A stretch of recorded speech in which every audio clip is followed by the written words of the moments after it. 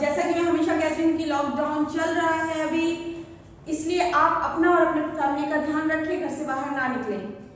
आज जो बच्चों मैंने टॉपिक बताना है वो आपका रिलेटेड विद पोइट्री है, जो कि मैं इससे पहले क्लासेस में आपको बोल चुकी थी कि poetry is the part of literature. Clear? Literature को 3 पार्ट्स में डिवाइड किया गया है। The first is poetry and the second is drama. Drama is also called a play. Clear? And the third is prose. थर्ड को मैंने pros बताया आपको। अभी हम जो कर रहे हैं वो पोइट्री के पार्ट्स कर रहे हैं। मैंने बताया कि पोइट्री को डिवाइडेड बहुत से पार्ट्स में किया गया, बट जो एग्जाम में आता है and the most important parts of the poetry is that are 7। Clear? Total 7 poetry के पार्ट्स जो बता रही हूँ वही इंपॉर्टेंट है और वही अधिकतर जो है वो फ्लो में और लोग उसको यूज करते हैं। Clear? In their poems. Clear? तो पोइट्री में मैं आपको जो आज बताने जा रही हूँ 7 पार्ट्स जो मैंने आपको बताया, उसमें पहला आता है हमारा सोनेट। क्लियर? जिसके बारे में आज मैं आपको क्लास में बताऊंगी। उसके बाद आता है ode, then lyrics, ballad. Clear? Then उसके बाद आपका एपिक हो गया। क्लियर? फिर आपका सटायर आ गया और एलजी आ गया। क्लियर? टोटल 7 पार्ट्स हैं जिसको हम 1 बाय 1 करेंगे। तो जो बच्चों आज जो मैं बताने जा रही हूँ सोनेट। सोनेट होता क्या है? पहले हम पोइट्री की डेफिनेशंस जिन बच्चों ने नहीं लिखा है, इससे पहले वाले सेक्शन में भी मैं बता चुकी हूँ आपको इसकी डेफिनेशन। पोइट्री होता क्या है पहले तो ये जानना सबके लिए जरूरी है। पोइट्री क्या है कि हम अपनी फीलिंग्स को, क्लियर, जब हम अपनी फीलिंग्स को एक कोलैबोरेट करके, ठीक है, एक रूप देते हैं अपनी फीलिंग्स को, ठीक है, और एक पोएम के फॉर्म में लिखते हैं, उसी को पोइट्री कहा जाता है।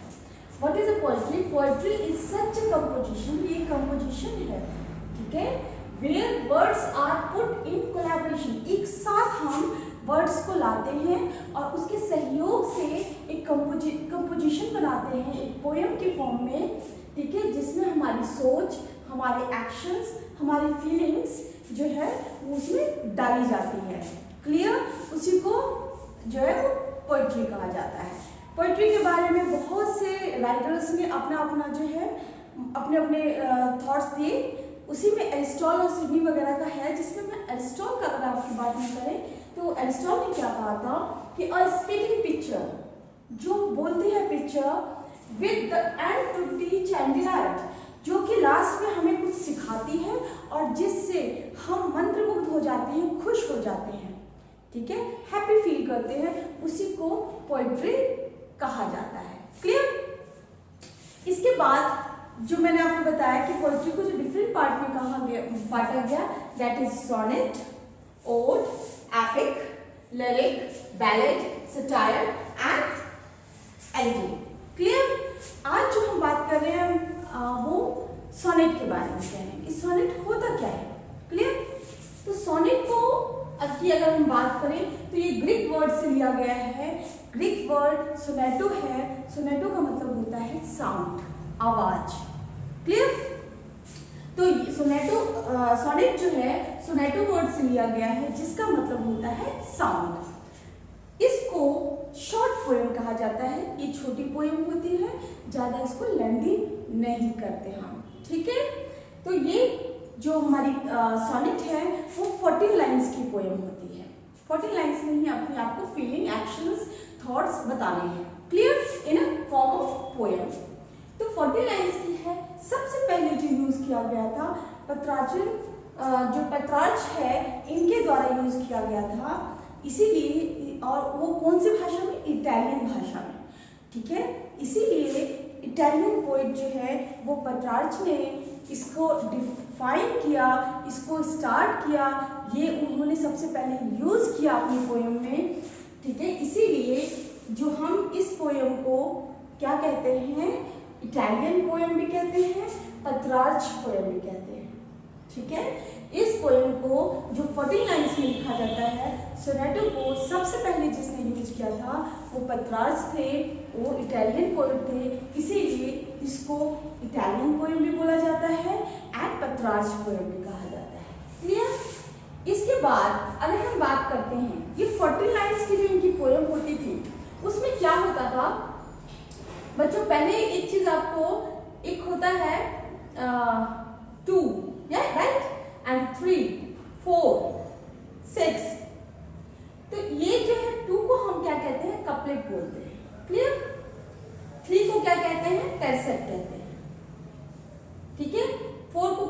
क्वार्टेन कहते हैं।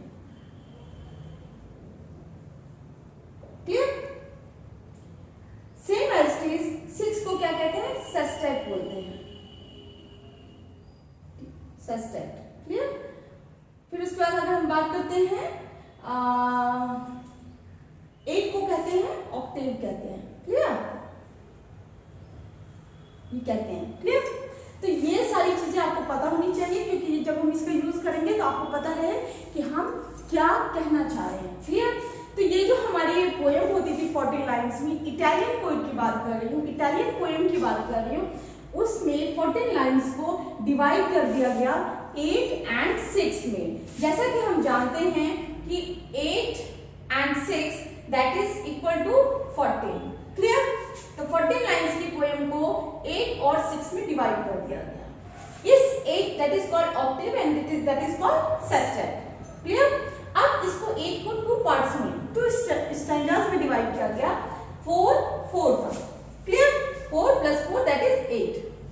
और 6 को भी 2 पार्ट्स में डिवाइड किया गया। 3 3। तो ये 4 4 को हम जो कहते हैं क्वार्टरेंस कहते हैं। तो क्वार्टरेंस की 2 स्टैंजास हुए एंड 3 3 दैट इज कॉल्ड टर्सेट का भी 2 स्टैंजास हुआ। इन किसमें? इटालियन पोएम में। ठीक है, दैट इज पेट्रार्च पोएम में जो है आपकी 4 4 या तो 8 + 6, ठीक है, एक ऑक्टेव होता था और एक हमारा सेस्टेट होता था। और नहीं उसको अगर जो है दूसरे फॉर्म में अगर दूसरी कविता अगर मान लीजिए 4 4 किसमें, तो 2 क्वार्टर्स होता था और जो है 2 टेसेट यूज किया जाता था। क्लियर? ये किसमें होता था? हमारा इटालियन पोएम में होता था। ठीक है, इटालियन पोएट यही यूज करते थे फॉर्म। इसके बाद अगर हम बात करते हैं कि इसमें अच्छा ये जो इन्होंने लिखा इटालियन पोएट पेट्रार्च ने जो ये लिखा था, उनकी गर्लफ्रेंड थी जिनको वो बहुत प्यार करते थे, उसका नाम था लॉरा। लॉरा के लिए उन्होंने ये सबसे पहले यूज किया था इस पोएम का।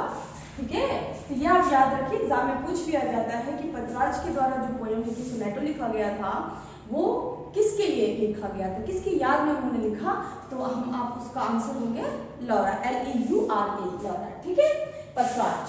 क्लियर? इसके बाद जो एक फिर उसके बाद क्या किया गया, इसमें थोड़ा चेंज हुआ। हमारे इंग्लिश पोएट जो है, इंग्लिश पोएट की अगर हम बात करते हैं तो किसका हम नाम लेते हैं, सबको पता है, that is William Shakespeare. English poet थे। ठीक है, इनकी इसके बारे में जो है मैंने वो कौन थे, कहाँ उनका जन्म हुआ, ये मैं इसका वीडियो में बना के दे चुकी हूँ, आप चाहें तो उसको देख सकते हैं। ठीक है, तो इंग्लिश जो हमारे सोनेट की अगर हम कहते हैं कि इंग्लिश सोनेट को कौन लेके आए, तो हम विलियम शेक्सपियर की बात करते हैं। क्लियर? तो विलियम शेक्सपियर को हम इस पोएम को इंग्लिश पोएम भी कहा जाता है और शेक्सपियर पोएम भी कहा जाता है। ठीक है, विलियम शेक्सपियर ने इसको लिखा था। इसमें ये क्या करते हैं कि जो हमारा 8 यहाँ पे 8 और 6 का जो पेट्रार्च ने किया था, ये क्या करते हैं कि 4 4 4 के 3 स्टैंजास बनाते हैं। इंग्लिश पोएम में 4 4 4 के 3 स्टैंजास, तो 4 + 4 + 4 दैट इज 12। ठीक है, और 2 बच गया, दैट इज 1 कपलेट, और एक कपलेट का यूज किया जाता है। ठीक है, ये आप याद रखना कि इंग्लिश सोनेट में 3 क्वार्टर्स का यूज किया जाता है एंड 1 कपलेट का यूज किया जाता है। अब दोनों की मैं अगर लिरिक्स की बात करूं कि इनका लिरिक्स क्या होता था, तो इसके बारे में भी आप याद रखिए कि ये क्या किया जाता था कि अगर हम इटालियन के पोएट की बात करते हैं तो ये यूज करते थे, कौन सा यूज करते थे, A-B-B-A-C। ठीक है, A-B-B-A-C-D-E-C-D-E।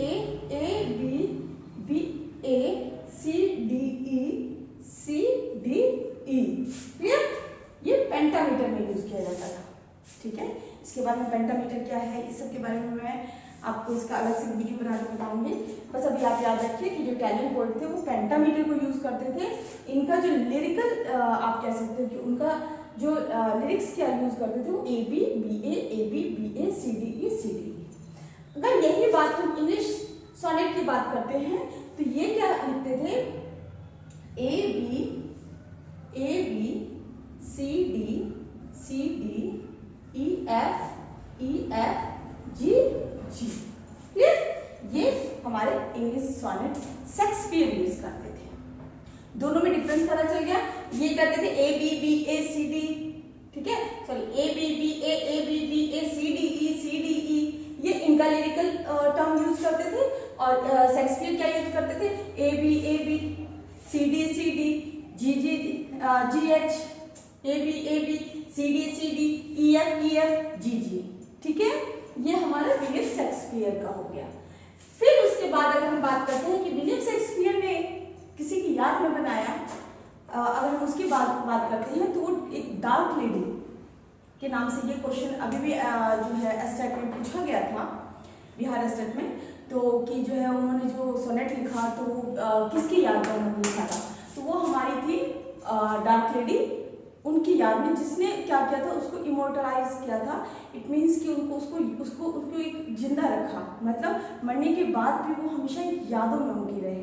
ठीक है, तो ये जो है हमारा विलियम शेक्सपियर ने जो ये लिखा था, हमारा इंग्लिश सॉनेट जो लिखा था, उसका मैंने आपको लिरिकल जो टर्म था वो ये था। अब उन्होंने अपनी गर्लफ्रेंड जो थी उसकी याद में, जिसका नाम डार्क लेडी है, इटालियन पोएट ने जो लिखा वो लॉरा के याद में किया था। अगर हम कुछ पोएट की बात करें जिन्होंने सोनेटो लिखा था, उसमें हम बात करते हैं एरिस्टोटल एंड स्टेला।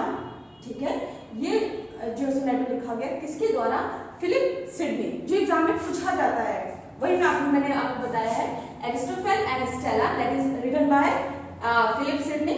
अमेरिटो जो है वो स्पेंडर के द्वारा लिखा गया था।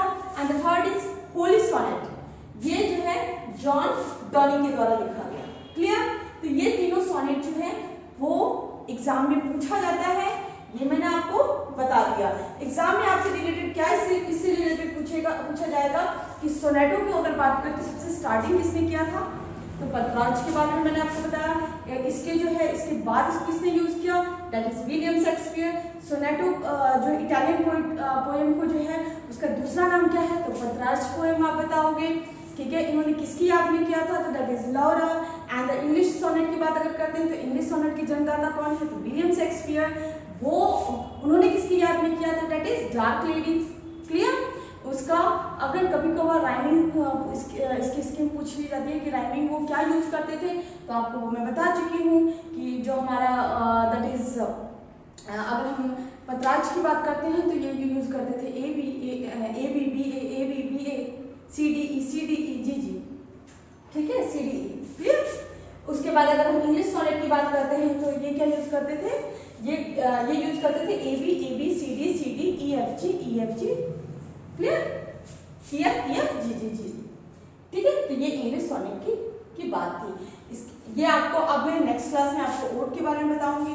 बच्चों, मेरा मोटो केवल आप लोगों को एक टॉपिक लेके इसलिए मैं क्लियर करती हूँ कि आप लोगों का जो है ना इंग्लिश का अगर हम सब्जेक्ट की बात करें तो बहुत लिटरेचर का वास्ट है, और एक एक चीज़ को क्लियर करते हुए जाओगे ना तो एग्जाम में आप इजीली आंसर्स दे पाओगे। क्योंकि वो आपका अगर हम पीजीटी की बात करते हैं, पीजीटी में या केवीएस, पीजीटी जो है वो केवीएस का या एमबीएस की बात करें तो ये बहुत इजी बच्चे ले लेते हैं, लेकिन वो ऐसा है नहीं।